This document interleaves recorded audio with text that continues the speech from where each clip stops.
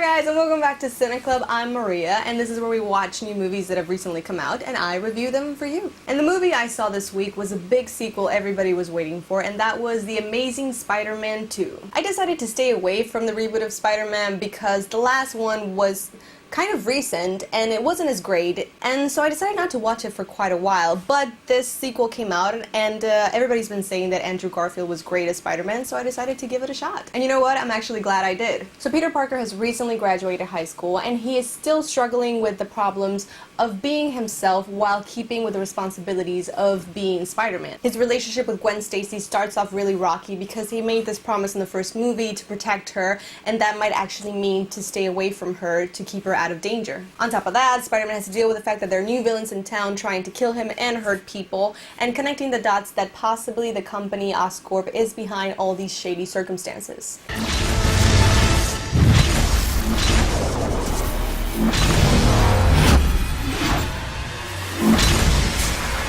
I gotta tell you, Spider-Man is not my favorite superhero, but I really like this movie. I really like the fact that this movie feels like a comic book. The vibrant colors, the costumes, even the characters. It feels so much closer and loyal to the source material than the previous Spider-Man movies, especially the way they handle every single character and the development of their individual stories. Andrew Garfield as Spider-Man is incredible. I have nothing bad to say about this guy. I think he portrays Spider-Man so perfectly. Apart from his age, one thing that sets Spider-Man apart from all the other superheroes is his sense of humor. Spider-Man is kind of goofy and aloof and a jokester and a little bit arrogant in that teenager way where you still think that being a superhero is the coolest thing that could ever happen to you and you're just kind of bragging about it a little bit. And it's not just funny in the sense of witty lines here and there where he doesn't take everything too seriously. The physical comedy in this movie is also so good, and Andrew Garfield handles it so well. I love Andrew Garfield not only because he looks exactly the way you have always imagined Spider-Man to look. He's got that skinny, tall build, but still quite strong. I also like him because he can handle Peter Parker's darkness and difficulties very well. And it's hard to find someone who can do both because they're actually pretty different. You have a teenager who is dealing with all the normal teenager problems, plus a lot of heavier problems in his family and with his relationships. And then the transformation that happens when he puts on the mask, when he's, you know, feeling a little cooler and a little bit more sure of himself. I think that's not very easy to do, and I think Andrew Garfield does that very seamlessly. And it's that balance this actor portrays what brings such a great harmony in this movie between comedy and drama. But it's not just Andrew Garfield who is excellent in this movie. The entire cast is superb. Emma Stone is back as Gwen Stacy, Peter Parker's girlfriend, and they're facing certain struggles that might set them off in different paths. Their relationship and the problems they're facing is really the main story in this movie, and I don't mind it at all. Their chemistry is so authentic, it feels so real, from their witty banter to the problems that they're facing. They're just captivating when you see them both on screen. I like it because it's not done in a cheesy, lovey-dovey kind of way. Well, most of the time it's not cheesy. They both have a very clear idea that they love each other, and it's shown in these very little nice details. But they also understand that they have certain responsibilities and certain paths to follow, and that might mean that they don't end up together. Peter has his responsibilities as Spider-Man, and Gwen is really excited that she might be accepted into Oxford University, and that's something that she wants to pursue, even if it means she doesn't get to be with Peter Parker. Emma Stone as Gwen Stacy has to be one of my favorite female character performances in a superhero story, because even though she's not a superhero, she's not the passive girlfriend you are used to seeing in these movies. She's strong and interesting and independent. She's not the whiny girlfriend who doesn't understand her boyfriend's superhero responsibilities. She actually encourages him to go after it and supports them all the time. Her difficulties with Peter come from the fact that he has a lack of faith in them and doesn't believe that maybe they can make it together safe and sound just because he is Spider-Man. She doesn't want to be protected, she knows she can help, she knows she can be a part of it, and she doesn't want anybody making her decisions for her, and that makes her a really likable character and all around adorable. I know people are totally gaga for Jennifer Lawrence, but I'm an Emma Stone kind of girl. I love her. Jamie Foxx did a great job being Max/Electro and portraying this odd man who's only odd because he's lonely and mistreated. Even when he eventually gets his powers and becomes Electro, people call him names and mistreat him again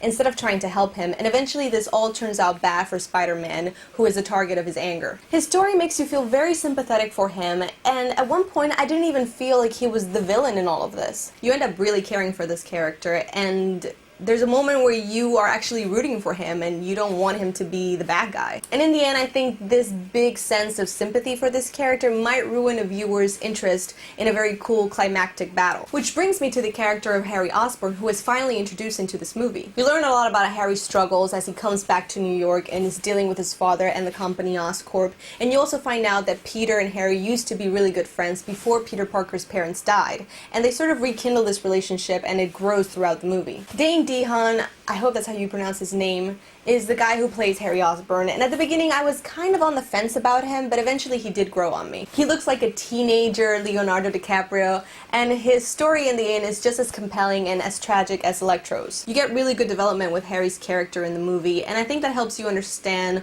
why his desperation would lead him to make such terrible decisions and eventually becoming the Green Goblin. I'm telling you, everybody was great in this movie. Even like the little characters like Aunt Mary, played by Sally Field, have great moments on screen. She doesn't show up a lot, she is a minor character, but her time on screen really counts, and you get to see her struggling with this new life without Uncle Ben and trying to help Peter get through college by working more hours, and all the while trying to still feel valuable to Peter in a moment where he's becoming more independent and possibly leaving the house. There was such a touching scene at one point in the movie, and I hate to admit it, but I shed a few more tears than I expected to in the Spider-Man movie, but what can you do? The general comments I've heard of the movie is that it's a little too long, and I do agree. There is a moment where it feels a little bit winding and just drags on for a bit too much. After the introduction of Electro and a very, very cool fighting sequence at Times Square, the movie slows down on the action and focuses more on Peter and Gwen's on and off status. I feel like that on and off part of their relationship could have been condensed more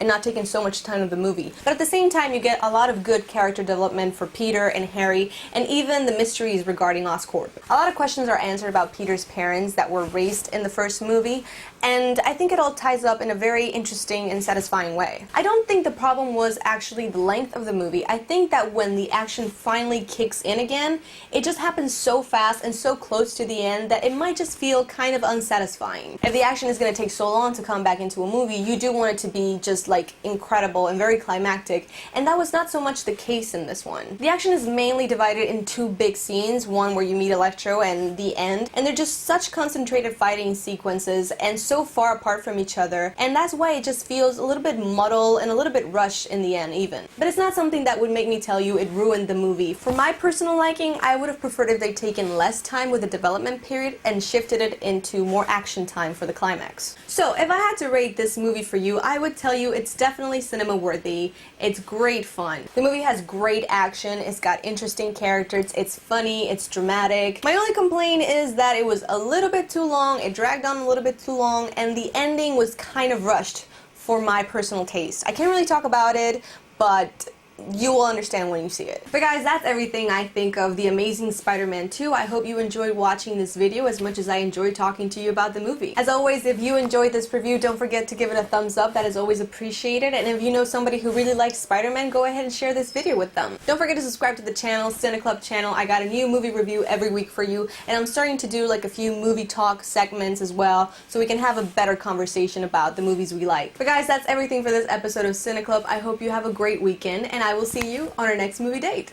So you heard this story before, and now you're hearing it again. Basically, Carly, played by Cameron Diaz, starts dating Jamie Lannister, and everything is going fantastic. They've been dating for 2 months, they're starting to be exclusive, when Carly finds out that, uh-oh, Jamie Lannister has a wife.